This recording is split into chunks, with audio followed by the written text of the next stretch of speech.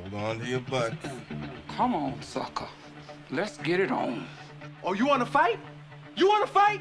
I do not entertain hypotheticals. The world as it is vexing enough. You don't know anybody named Iris? I don't know nobody named Iris. Can I have a piece of toast? I don't give a damn what you think you are entitled to. We are changing the course of history as we see it. That is what Wesley demands. How could you do this to me? Really, I want to know. Why did you do that? What you feel only matters to you. Step back for 1 minute and look at the big picture. And that's all. No, not for the real fire. We offer you a bond, a family that very few can understand. Help me. Help you. And don't do drugs. Or Whatever Movies with Wesley and Iris. What up, and welcome to Or Whatever Movies. I am your co-host Iris, and I am here with my older brother Wesley. I can't do Billie Holiday's voice. Wesley. Wesley. It's like Macy Gray. Wesley. You kind of sound like like the ghost of a grandma. Yeah, grandma like. Today we're talking the United States versus Billie Holiday, streaming on Hulu. Was the United States versus Billie Holiday what you expected? Not at all, but I didn't know Me what neither. to expect.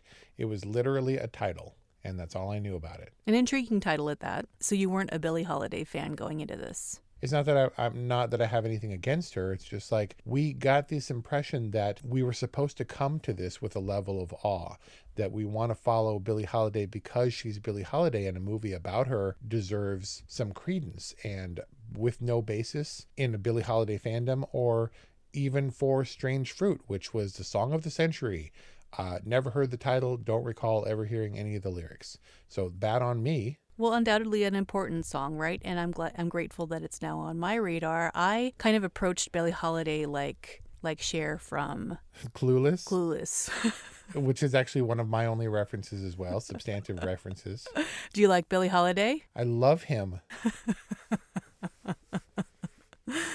I came in a little cold too, but like I said, an intriguing title, The United States versus Billie Holiday. The actual case plays a very minor role in this story, but a large metaphorical role in that thesis of this film is that the United States, the special agents, was it the FBI? It was the FBI, yes, because they were talking about being under Hoover. The FBI and Harry Anslinger were after her. I mean, the U.S. government was after her and seemed to hound her and chastise her and, really harangue her for her entire kind of tragic life. If the movies are to be believed, one of Hoover's primary failings, being the director of the FBI at the time, is that he didn't like the black people and really wanted to make them not happy. We saw him in more prominence in Judas and the Black Messiah. And so for Billie Holiday to be vilified for Strange Fruit and to be investigated is one thing, but it seems like they had a wealth of resources or something, or they were misallocated, because we have this dedicated Anslinger guy who is gunning for her and who seemed to me to be like the Jesse Plemons character in Judas and the Black Messiah, that he's ever present. Like, what are you going to do today? That Billie Holiday thing again? That's kind of my gig until she's in prison or dead or whatever. A little bit more white devilish than the Jesse Plemons character. Yes, but it seemed to be by implication that he didn't really do anything terrible. He seemed kind of a lackey to me. I didn't feel any threat from Anslinger. I mean, they would boot down her door and all that stuff. But Jimmy Fletcher character was maybe more villainous in that he was a traitor and then came around and became part of her posse or whatever. But, he was the turn. He set out to destroy her and then was convinced, and that was meant to be her redemption in a way. Her motivations for singing Strange Fruit were pretty well justified, but she's definitely a tragic character. Talk about tragic. The darkest opening in a movie that I can recall. Really? I mean, that opening scene where it's like a Billie Holiday movie and she's going to be singing and there's going to be sequins and jazz clubs and stuff.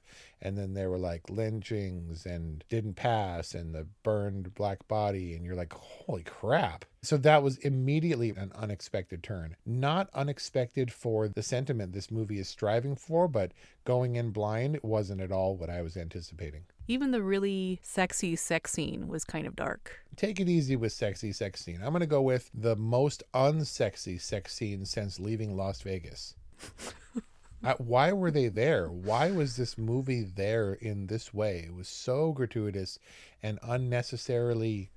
It was like, put some stank on it. It was like, ugh. It was kind of like unnecessarily nasty. This one was in your face. In your face and in your nose, like Frances McDormand sex scene. No Man Land. Stinky sex. It was sweaty and unnecessarily graphic, and it was almost as though they were deliberately, because to be honest, my conception of Billie Holiday was a stately, refined, beloved jazz singer in a club in a sequin dress with her hair all done. And when this movie portrays her as anything but, she was crass and disturbed and haunted by her drug addiction. And an addict, yeah. And kind of thoroughly unpleasant. I felt like we were supposed to be enamored with the idea of Billie Holiday, and Lee Daniels wanted to turn that idea on its head. But from what I've been able to gather from my research, Billie Holiday doesn't have a definitive backstory. Relatively little is known about her. The documents don't exist to create a convincing portrait. And so Lee Daniels has the ability to twist certain things, to amplify certain things, to make her a central figure in a newly hatched civil rights movement. I mean, this is probably 30 years when this started, preceding the events that we've seen recently depicted in movies this year. And he can say and do whatever he wants, and what he chose to say and do with Billie Holiday was a little bit confounding to me. Did you like her? Were we supposed to like her? I think we were supposed to sympathize for her. He definitely takes her off her pedestal. And I keep coming back to the word tragic. I think that maybe we're supposed to largely sympathize with her because she was such an incredible talent and such an incredible source of strength for the Black community, and yet riddled with anxiety and so hounded by the government. And she so tragically died at such a young age. She was just this candle that never really got a chance to shine and then was snuffed out. Thanks for saying that, because Billie Holiday, of course, while she died tragically at a young age, as you put it, was exactly my age when she died. Of course, because you have to equate it with your experience. I measure the success and the trajectory of certain people for doing what they do, and then they're gone. And you're like, man, all that by the time that they reached my age and they're gone, and I haven't done anything. You've done Or Whatever movies for over a year and a half. Or Whatever movies. I'm sure that this podcast and this episode in particular will stand the test of time. This is my legacy. I mean, Godzilla vs. Kong has already proved itself to be a lasting artifact of your bad judgment, so... Yeah, my Hulu movie in 2054 will be The Cancel Culture versus Wesley. She covered a lot of ground in her 44 years, and she suffered a lot. I have to admit, it's a little hard to be totally sympathetic for her when she made some bad decisions, especially with regards to drug use and the men that she allowed into her life. Even the Jimmy Fletcher romance relationship seemed misguided. You mean all the men? Anybody who would walk down the stairs? This is not an attempt to slut shame, but the way this movie was put together, it was like, who's that man walking down the stairs? I don't know, but I'm going to have sex with that dude, probably marry him, get all tangled up and make the other dudes jealous. It seemed like every person was introduced so she could get into a relationship with them. Including the active FBI agent who was put on her case to bring her down. Yep. And I get it that he had his turn, but he was still there at the final arrest. On her deathbed. And with all the other guys, with Joe and the boxer and all that stuff, it was like a stage play in that it's time for this character to be on stage. And the other person is going to stand off to the side with hands on hips while the other person is monologuing.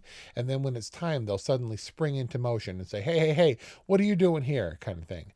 And then that person would move out of the spotlight, and then the boxer guy would be in the spotlight. And he'd be like, come on, baby, it's time to do this or this, you know? And it just seemed like there were all these dudes waiting in the wings. And again, not to say anything about her personal life, because not only did we span, 30 years of her life, I can't be 100% sure, but it seemed like the timeline was all over the place. And if that wasn't the case, Pretty linear to me. they went pretty heavy with the transition fades or whatever, the blends, and the editing was all over the place for me. I feel like I endured the tragedy and the haze and the confusion and the upset of Billie Holiday's life through this terrible editing and pacing. For someone who is so, at least in terms of her singing and her artistic contribution, she is so strong and she's so resilient. She certainly gets beaten up a lot. So please understand that I'm talking about my fullest concept of Billie Holiday, which is exactly this movie. Beyond that, I know that she was a lounge singer or a jazz singer in the 30s. I didn't know about her political activism, which even then was barely there. It was sort of trumped up. There's no evidence that anybody actually harassed her for Strange Fruit. She was never dragged off stage, as far as anyone can tell, for performing Strange Fruit. It seemed to be a civil rights anthem, or it became that, or it was, at the very outset. And certainly she had things to say, but I don't know that she was a deliberate agitator. She certainly never considered herself an activist. As Lee Daniels put it, she was maybe just trying to do the things that were right. The point I'm making is that when I make light of her life or the tragic things that continually appear to have happened, I mean, from what I can tell, her childhood was rife with all that. We got some of the backstory with her mom and trying to have her mom have her turn tricks on her own, and all I know about her is of this movie, and this movie didn't take me for the ride that I wanted to go on, or a ride that I felt was neatly in place after it was over. If I make light, it's really of the portrayal of this movie of the character, and not for her undoubtedly tragic and yet still significant. Her catalog is fully available to this day. Just I don't know about her. And what I got was maybe not the best introduction. Are you saying that this movie is actually factually incorrect? I'm saying that there's not enough evidence, none of the documentation to support a lot of Lee Daniels' trumped up claims or his projection of her. She is a symbol of a movement that didn't have a name yet. And she's been kind of plugged in to this year's movie sensibilities and molded to fit appropriately. Because in the movie, she's literally dragged off stage for singing Strange Fruit in front of a large audience. Strange Fruit was on the set list for that evening, from what we can tell, that she performed, but there is no evidence that she was pulled off stage. I mean, despite there being thousands of people in the auditorium, you'd think that could be validated. I think that was invented for this movie. There is a historical record that someone yelled a racial slur at her in the middle of her performance, and she got really angry. And maybe she even stormed off stage. But in this case, it would have seemed obvious that it was a point of historical record that there were to be 30 cops ringing the theater. I wonder if they paid for admission or if you get in just because you have a badge. Right. And maybe some of them were secretly Billie Holiday fans. But they were also extremely ineffectual. Does the headliner walk out the front door under the marquee and get into the waiting cab? Or does she maybe load into her car through the back door? You would think they approached the stage from the house and that she would get dragged off stage, and she made a pretty clean getaway and didn't get stopped. Nobody blocking the alley, anything like that. It seemed contrived and maybe made up. She didn't seem in much of a hurry either when she got into that getaway car. And I was like, okay, so she didn't get arrested. She made it out of there. Okay. Ineffectual police work, which is typical of fictitious cops. Not trying to downplay her actual story. Definitely terrible things happened, but the way this movie was handled in general was kind of not my favorite ride. The message still stands, even if the events portrayed aren't factual, right? She was still persecuted for her song, and she stubbornly continued to sing it. And even if she wasn't dragged off stage, she still was an activist. And even if she wasn't a self-proclaimed activist, the people certainly saw her that way. There are, accounts that she would perform for a packed house who came to see her sing, but who wouldn't share an elevator with her. Right. Like she had to use the freight elevators. Very a la In One Night in Miami, where Jim Brown is, where Beau Bridges is like, you're the best, but you can't come in my house. You're like, what? Right. We'll bring the lemonade out to you. Exactly. I guess my point is, while we have some historical context, I'm confounded by the choices that Lee Daniels made, and that we're surrounding her by all these colorful characters who are larger than life. I mean, big personalities in her entourage and stuff, but it didn't make me like her anymore, in that we're definitely supposed to take sides. In the fight of the United States versus Billie Holiday, we were supposed to be sympathetic of Billie Holiday, as was demonstrated by the turn that the character of Jimmy Fletcher made. But one of his earliest encounters with her was when she canceled her performance, and he goes to find out about the death in her family, and she's mourning the loss of her dog. Right. Is it supposed to be funny? Were we supposed to mock her or not take her seriously? The entire thing felt slight, like melodrama, and I wasn't sure exactly what we were shooting for. And so I questioned Lee Daniels. I didn't see The Butler, for which he was, heavily touted by people like Oprah. But I went back and I was shocked to find that he directed Monsters Ball, which was a much more understated, subversive movie. Also with really graphic nudity, so I guess I shouldn't have been surprised there. Her friendship with Tallulah Bankhead, I don't know how substantive that was. I knew who Tallulah Bankhead was through Mom, but otherwise that character was there for a name, and then she disappeared. Why did you know about her through Mom? Well, because Mom is a huge fan of all the 50s movie stars. and she was on, and Tallulah Bankhead was discussed in I Love Lucy, of course. Exactly. That was my reference. So we're coming at this movie from I Love Lucy and from Clueless. It's our entry. It's embarrassing. But the choices that they made to have this person to have Tallulah Bankhead come into the movie just to establish her as being friends with the rich and powerful. Maybe they had a personal relationship, don't know, but there were some things that were omitted that, again, speaks to these choices that Lee Daniels made.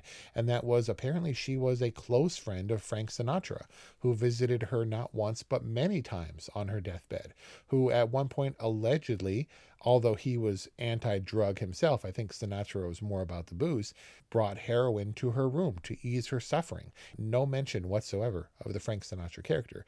And these choices were just strange to me. I didn't understand this movie in large part. I mean, did you like Judy Garland in Judy? Not at all, No, but she wasn't supposed to be. I think that these movies, they're turning America's sweethearts on their head.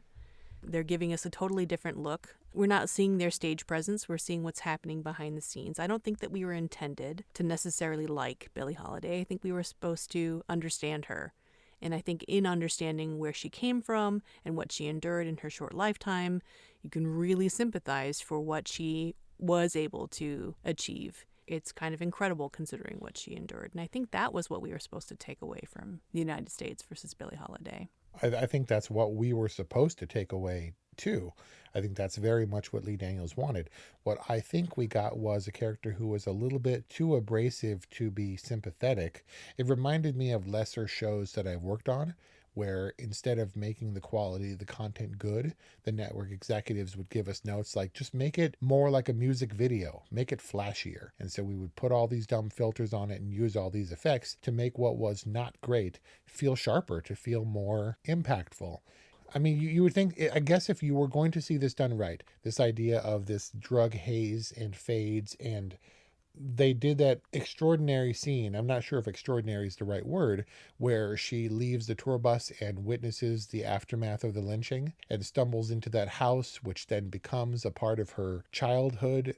She goes into the drug den, which is in the house that she was stumbling through. Likewise, Jimmy Fletcher had his bad trip, I guess, was through her childhood and glimpsing some of the traumas that she endured. Those stylistic devices are intensely complicated and probably pretty taxing for Andra Day, who is stumbling and crying and being horrified throughout, while they do subtle lighting changes and have people running in and out to change places and change the setting, right? To make it look like a continuous nightmare that's happening. Yeah. And they probably have to film those over and over again. But it was a lot of flash and not a lot of substance. This was like 20 years prior. This was like the Black Marvelous Mrs. Maisel, except way funnier. That was a bag on Marvelous Mrs. Maisel, by the way. which has amazing camera work and is hugely complicated, based around a comedy that's never been funny. So you're saying that this is gimmicky, which is interesting because they certainly didn't cut corners on this film. No, they didn't at all. I think I know where you're going, but please continue. No.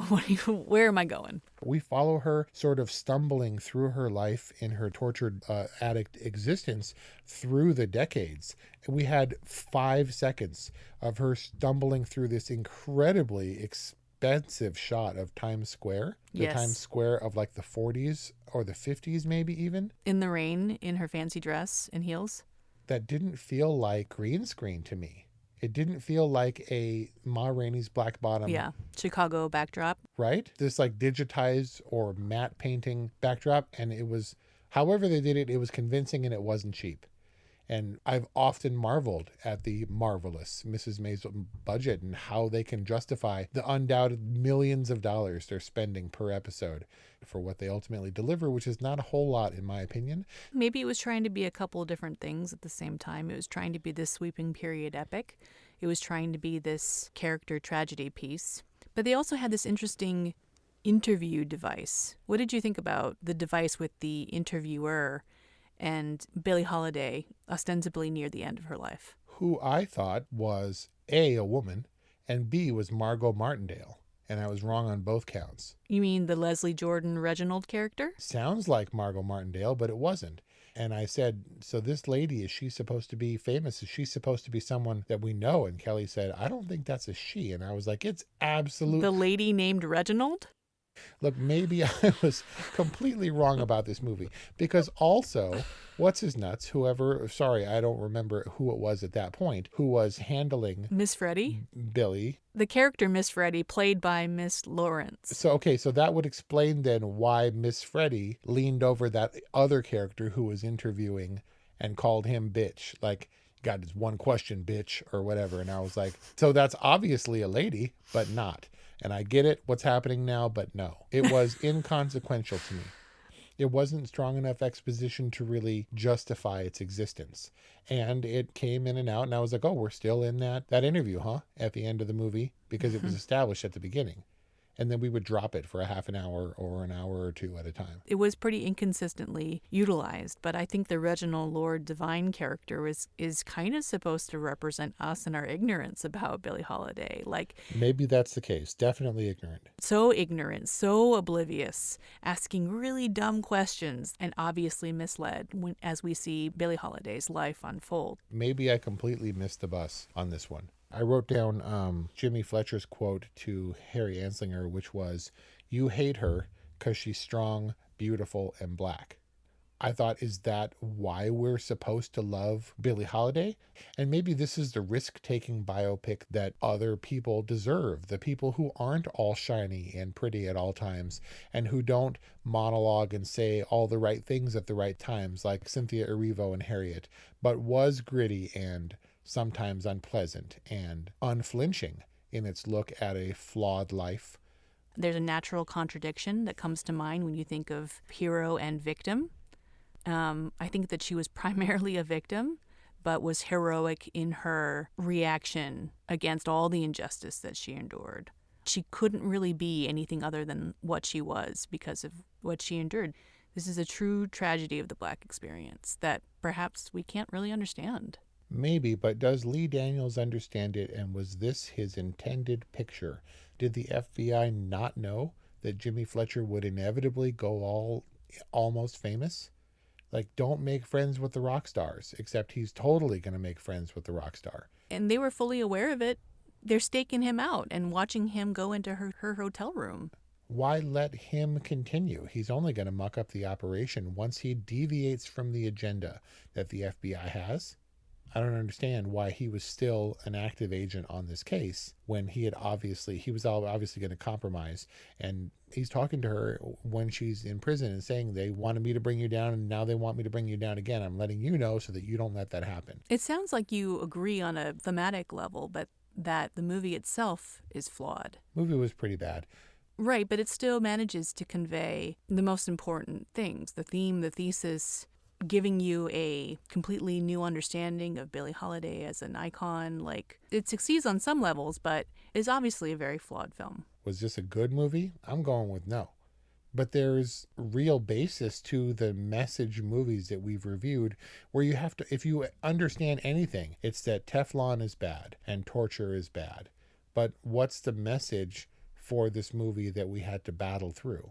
Is the message Strange Fruit? Because this being my introduction to Billie Holiday as well as Strange Fruit, if she wasn't actually a civil rights activist, maybe there wasn't a civil rights movement for her to take place in a galvanized sense as we know it, later in time, like Judas and the Black Messiah or Trial of the Chicago 7 or any of the other movies about the era, Malcolm X and any of the stuff for the movies that are based around that. If that's not the case, then what did this push forward? We got the Billie Holiday movie that was unflinching and really meant to show us who this person was, but I didn't delve into her catalog. I didn't listen to Strange Fruit. I don't know if that's what her voice sounds like. My concept at the moment of Billie Holiday is entirely Andra Day. I've since found that she's a musician and has several albums and knows a lot of people, but I didn't know who this person was, and I didn't know who Billie Holiday was supposed to be, so all of these images are synonymous with the name as far as I was concerned. And so when I looked up Billie Holiday for the purposes of this review, I was like, oh, that's what she looks like? I had no idea. She was apparently portrayed by Diana Ross, and there was Oscar stuff involved in that movie. But Andra Day actually took her name, her stage name, the Day part, from the Lady Day part of Billie Holiday. So there's a cool connection there. I mean, Andra Day, not a seasoned actor. I mean, a seasoned performer, it sounds like, but this is her 8th role to date. She said to Jimmy Fallon, I turned down this role several times because I am, present tense, not an actor. Well, you're an actor now, that's for sure.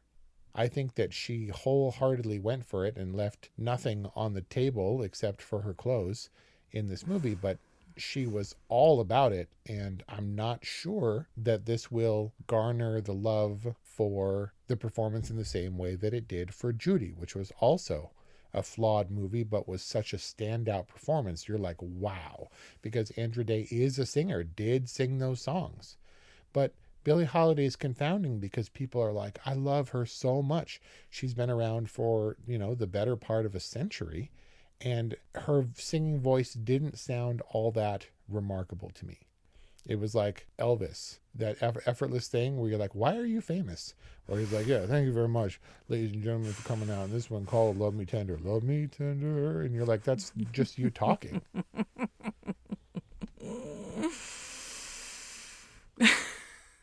I don't know about you. I'm putting Billie Holiday in the rotation. I'm going to tell Paloma all about her. Flawed movie for me, but I do think still very important in terms of my overall education as a human being. I don't know that I'm with you on this one, Wes. I'm going to have to give The United States versus Billie Holiday a good. Hazy slog of love and hate and drug addiction, and it was very sad to watch, frustratingly put together. For that reason, I'm going to go with a whatever.